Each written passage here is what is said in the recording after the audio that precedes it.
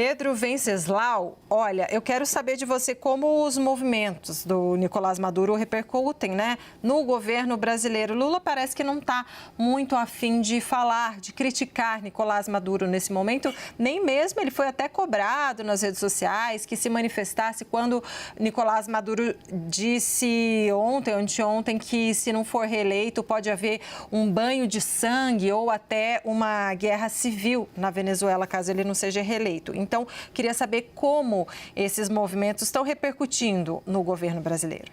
Olha, o Lula foi da defesa de Maduro para o me incluam fora dessa, né?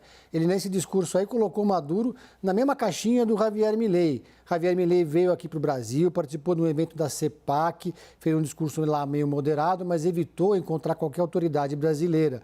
O Itamaraty relevou, disse que tudo bem, que essa é uma prática do Javier Milei. Mas ele disse que não tem nada a ver com o que o Javier Milei faz na Argentina, com o que o Maduro faz na Venezuela. Os dois países continuam se relacionando normalmente, têm a sua balança comercial. Isso revela um pouco, essa mudança de tom do presidente Lula, é uma irritação que ele tem demonstrado nos bastidores, segundo eu apurei, com a falta de transparência na relação do Nicolás Maduro com a oposição e com a democracia na Venezuela. Porque os defensores de Maduro defendem uma tese, advogam uma tese de que, na verdade, é a direita que está preparando um golpe de Estado, uma tentativa de golpe, caso Maduro vença a eleição.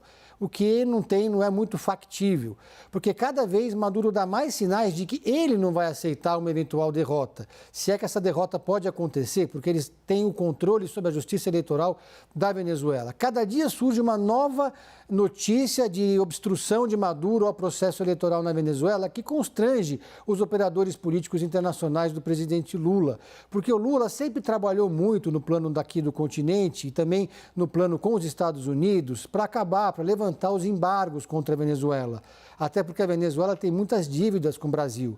E esse esforço todo foi água abaixo, primeiro depois da ameaça de invasão à Guiana, e aí, na sequência, com essas seguidas tentativas do Maduro de impedir que a oposição se movimente livremente na Venezuela. Eu acho sintomático isso que a Luciana Tadeu falou para a gente, que você não vê nem cartazes da oposição em Caracas, porque provavelmente esses cartazes correm num risco de quem os coloca, porque ser defensor da oposição na Venezuela significa um risco.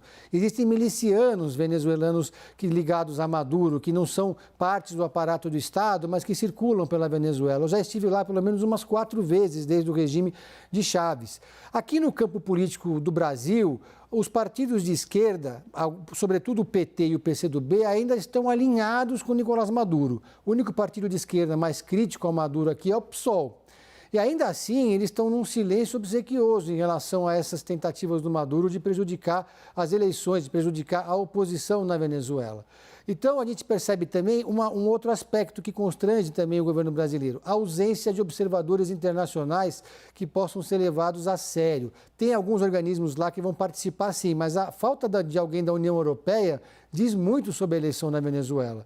Então, o Maduro hoje se escora no fato de que a Fundação Carter e alguns outros organismos internacionais vão participar do pleito, mas não tem o peso de uma União Europeia, definitivamente, né? Então, a gente vê agora que o presidente Lula tomando um certo distanciamento estratégico de Nicolás Maduro, tratando ele como o Javier Milei.